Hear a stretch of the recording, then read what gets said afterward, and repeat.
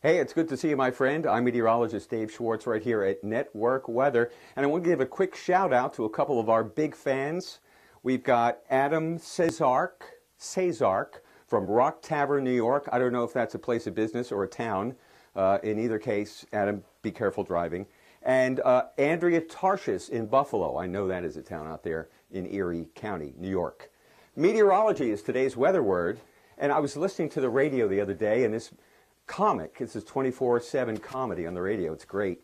This comic was making a joke about how the meteorology is what? The study of meteors? Well, wouldn't you know it? It is.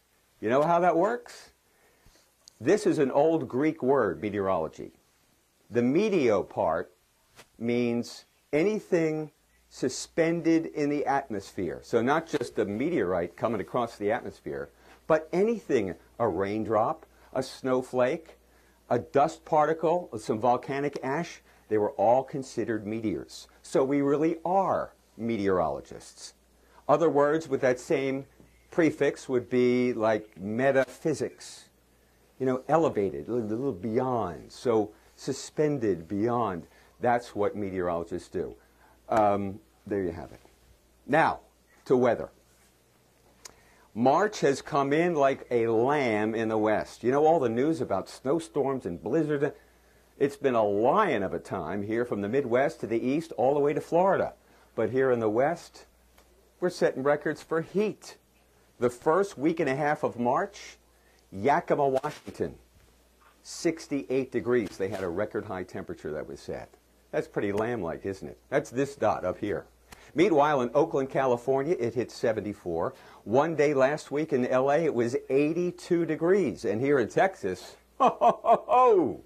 Dallas, 88, and Laredo, 94. So we're living large here in the West. And if you're vacationing in Phoenix or Tucson, you got it made, huh? Call the relatives back in Boston and Chicago. How's the weather up there? Click. Want to hear that? Huh? Boston, you've had twice your average snowfall for the year so far, for the season. And in Fort Lauderdale, you had a record low, first week of March, 48 degrees. Very lion-like. Huh?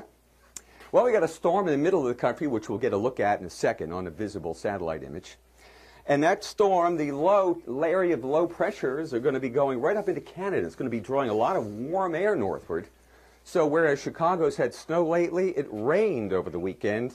Detroit, rain Sunday night and Monday, and the rain will reach the lower Hudson Valley all the way down toward Hampton Roads, Norfolk, Virginia, that area, Hampton, Virginia, rain. Then once the front goes through, and by the way, we could have some flooding in upstate New York and New England, what with all that snow still in the ground, plus the rain, then some cooler air is going to be moving in. While in Texas, on Friday, overnight low temperatures, mild, daytime high temperatures, warm.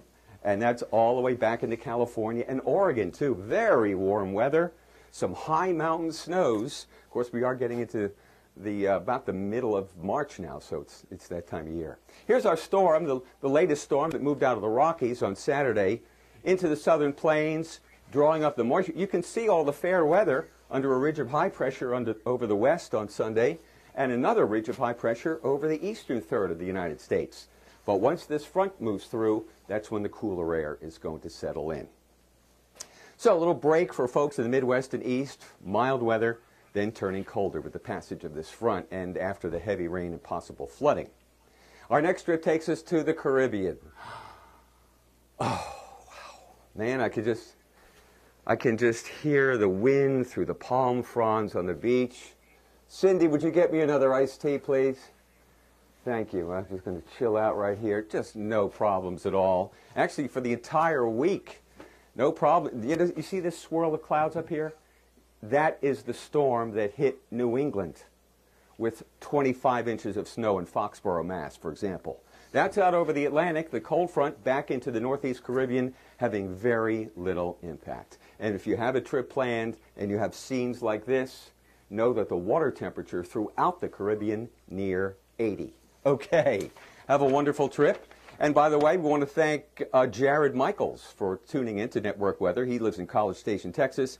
And Cliff Newton in McKeesport, Pennsylvania. Thanks so much, my friend. We'll see you for an update later this week.